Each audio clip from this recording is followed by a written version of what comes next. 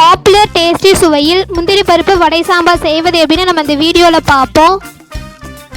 துவரம்பருப்பு 100 கிராம் ஊற வைத்தது, கடலைப்பருப்பு 50 கிராம் ஊற வைத்தது, வெங்காயம் 1 நறுக்கியது, உளுந்து 50 கிராம் ஊற வைத்தது, முந்திரி பருப்பு 25 கிராம், எண்ணெய் 50 மில்லி, பச்சை மிளகாய் 2 நறுக்கியது, கருவேப்பிலை சிறிதளவு. இப்போது கடலைப்பருப்பு, துவரம்பருப்பு, உளுந்து இந்த 3ஐயும் நம்ம அரைச்சி வடை பக்குவத்துக்கு வச்சுருக்கோம்.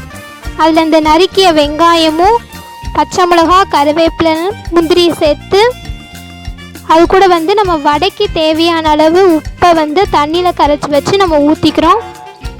இப்போ அந்த நம்ம நல்லா பிசையணும்.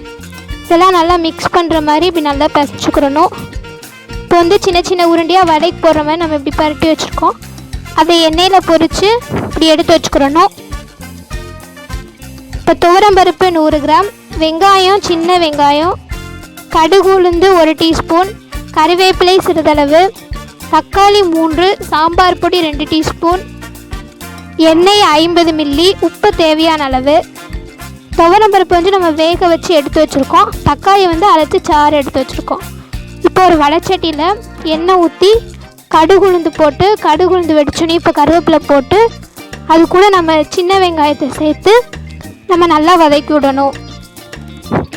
வெங்காயம் நல்லா வதங்கினக்கப்புறம் தக்காளி சாறு இப்படி ஊற்றிக்கணும். சாறு நல்லா இப்படி வந்தனையும் நம்ம அது கூட சாம்பார் பொடி 2 டீஸ்பூன் ஆட் பண்ணிக்கணும். இப்போ அது கூட நம்ம தேவையான அளவு சாம்பாருக்கு மட்டும் தேவையான அளவு உப்பு போட்டுக்கணும். இப்போ இது கூட சாம்பாருக்கு தேவையான அளவு நம்ம அளவு செம்பு தண்ணி கொஞ்சம் ஊற்றிக்கணும். இப்போ இது நல்லா கொதிச்சு வர்றப்ப நம்ம வேக வச்ச துவரம்பருப்பை இது கூட சேர்த்து நம்ம நல்லா கிண்டி விட்டுக்கணும்.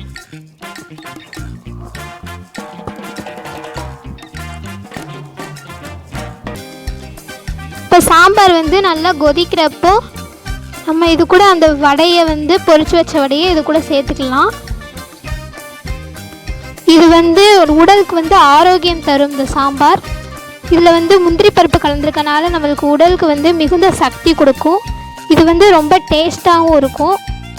இதை அனைவரும் சாப்பிடலாம். எங்கள் யூடியூப் சேனலை சப்ஸ்கிரைப் பண்ணுங்கள்.